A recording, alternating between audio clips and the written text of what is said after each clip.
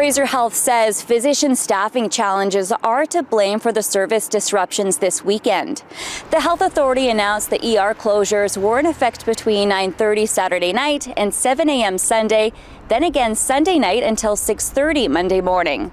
In that time, Fraser Health said nurses would be on site for basic first aid and to help with transferring patients with urgent needs to neighboring hospitals, leaving residents feeling concerned. The next step, maybe Surrey Hospital or Peace Arch is going to be busier because this is not open, and so it's a problem. It's quite far. I like to see our doctors well looked after and satisfied because we desperately need them, and we need to have more than we've got. I saw it on Facebook.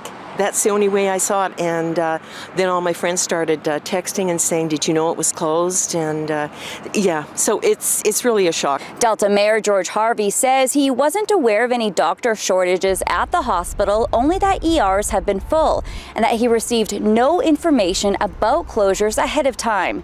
He calls this a public safety concern. If it happens in the afternoon, it's major congestion throughout our city. The tunnel is only one lane north.